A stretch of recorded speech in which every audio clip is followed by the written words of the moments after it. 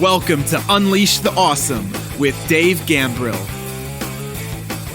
All of us have unique skills, talents, and abilities that aren't being used to their full potential. Our mission is to share the people, tools, apps, and other resources that will help you unleash your awesome on the world.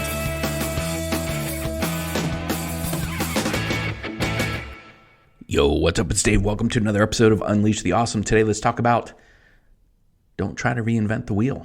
Yeah, don't try to reinvent the wheel. So many of you know that I help people who want to monetize their message online. That's been the primary focus for me in my business for, 15, 20 years now.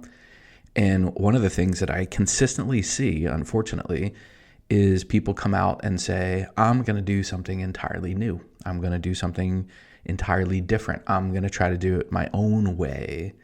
Essentially saying, I'm going to go reinvent the wheel. When the reality is, much of the stuff that you see online that's successful, whether it's an e-commerce business where you're moving physical products, or maybe it's a e-learning business, you're a speaker, trainer, coach, consultant, there are steps you can take. There is a framework. There is a process. My friend Jeff Walker calls it a formula. There is a product launch formula. That's what Jeff calls it. There's a way to get your stuff out online. And I think people forget the idea that pioneers take the arrows, but the settlers take the land, right? So it doesn't make sense to go out there and try to do something entirely new when there has been a path laid out there for you. And many of the people that you've heard me talk about on this podcast or in my digital marketing mentorship Facebook group or anywhere on social media, the people that I share with you, they have figured out the process. They've duplicated the process. Now, maybe they add their own flair to it. Maybe they add their own little wrinkle to it. But generally speaking, many of the people in the online space follow what Jeff Walker calls his product launch formula. And if you happen to be listening to this in the late October, early November timeframe of 2021, I'll make sure there's a link in the show notes for you for Jeff's free masterclass he has coming up in the beginning of November, where he's going to teach a lot of this stuff. If you just go to gambrill.com/Jeff2021, you'll be able to access and get his free workshop. And he does really deep dive training, and he does them live, which is amazing.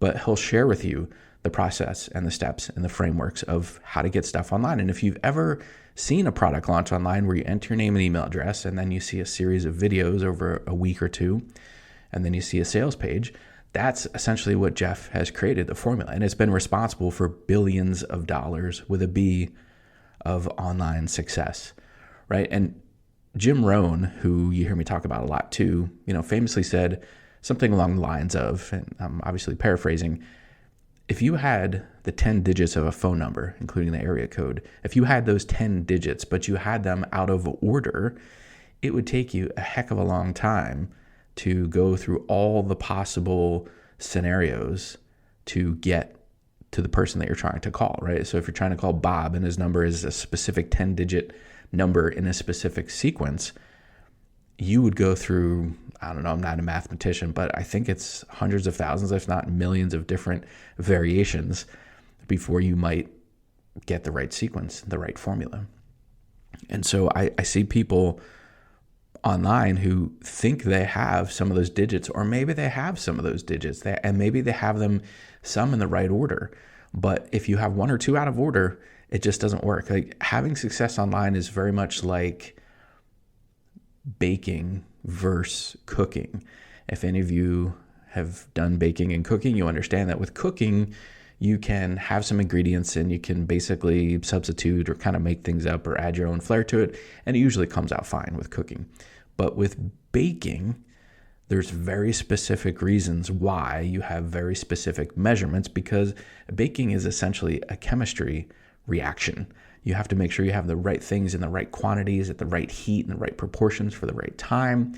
If you want to have a big fluffy loaf of bread or a big cake that's, grows the size it's supposed to, or really good cookies, right? And if you substitute one or two things out, especially if you've made cookies, you've probably seen, you either get really crispy cookies or you get really flat cookies that don't ever grow, or you get really airy, doughy cookies, whatever, right? It all depends on some of those things, some of those dials of those variables that you switch.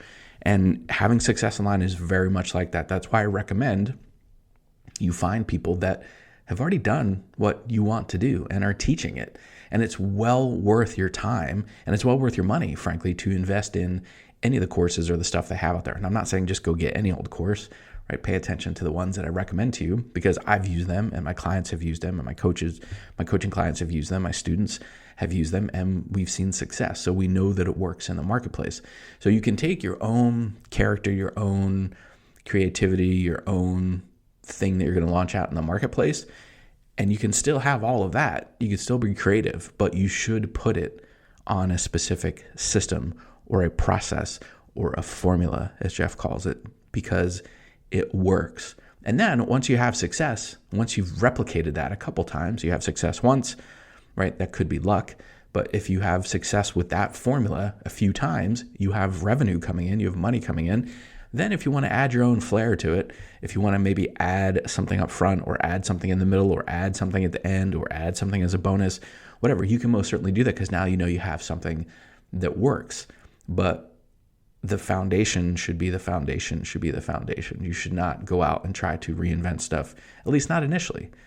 Now, yes, eventually, maybe people like Jeff did, you have so much success in a space over time that you finally say, you know what, I think I've cracked the code here. I think I have a formula. I think I have a process. And maybe you come out with your own framework or process or formula or whatever.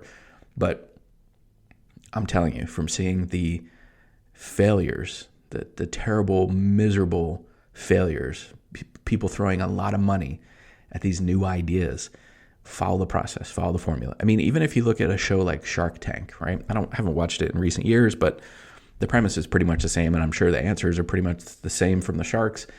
You know, when people come on that show, if the product or service that they're selling is not going to help a specific problem or solve a specific problem, and there's not already people spending money to solve that problem in the marketplace, the sharks don't want it. There is a formula for a good product on Shark Tank. There's a very specific thing they're looking for. What's the total addressable market? Meaning, what is the challenge in the marketplace, and are people paying for it? Or you've probably read, and this unfortunately people have misconstrued this. You've probably read the book called Blue Ocean Strategy. It's a pretty good book. You might want to read it at some point. But the whole idea behind Blue Ocean Strategy was this idea of don't go into the red, bloody ocean where the sharks are already feeding. Go out into the blue ocean and create something new and different. And yes, you can do that. Tim Ferriss did it with his entire empire when he came out with the book, The 4-Hour Workweek, back in 2007. And he essentially invented the term lifestyle design. But many of you don't have the time or the money, the funding, the backing, whatever, to go out there into a totally blue ocean where nobody's really spending money on solving that problem yet. And so people go out in that blue ocean and they're treading water. And I don't know how long you've ever tried to tread water, but you can't do it for more than 15 or 20 minutes before you get really tired. And if you were out in the ocean, you would probably drown. So unfortunately, that's what a lot of people do. They take that thought, that theory, that idea, and they go, I'm just going to swim all the way out here in the blue ocean. When the reality is, no, you should probably go to a market where there's already people spending money to solve those problems. And then you can just come in with your own viewpoint, put it on top of the people that have already been successful there, right? Stand on the shoulders of the giants who have already done it. And then put your idea, put your concept on top of these frameworks, these formulas that we know work, and you're much more likely to have success. And later on, if you want to get super creative and do some stuff, great, because you have the revenue to be able to do it now that you've launched a successful business. There's a reason why McDonald's is so successful. McDonald's has a formula. They have a process. That's what franchises are. They give you the process, and you cannot deviate from that. You can't sell a third pounder at McDonald's, right? They have quarter pounders. You can't sell a Big Mike. You have to sell a Big Mac, right? Unless you open McDowell's. Some of you will get that reference. But there's a reason why McDonald's is successful. They follow the process. The franchises have to follow the formula, and they get their supplies and everything else from the same suppliers. So things taste exactly the same. If you got it at McDonald's here in New Jersey, or you get it at McDonald's anywhere else in the United States, it's going to taste the same. Now, if you go to other countries, because there's different palates in different countries, they might make it slightly differently or call it something different, because a quarter pounder doesn't translate in Europe since they use the metric system, right? So they would call a quarter pounder a Royale with cheese. It's essentially the same thing though. And I think they even make it with the same condiments and stuff. But my point is, the reason why they're successful is there's a formula and they follow the formula. They don't try to do anything different. They might change up some things on their menu periodically, but the general way in which they do things remains the same. So I'd ask you the question that you should probably ask yourself: are you following a process? Are you following a system? Are you following a framework or a formula? If you're not, find somebody like my friend Jeff Walker or some of the other people I've talked about in this podcast and pay attention to what they're doing. Pay attention to the trainings that they offer. Many of them offer, especially during their launch cycles, lots of free training. In Jeff's case, he's got one coming up here in early November. I would highly recommend that you check it out and then follow the process, put your own stuff on it.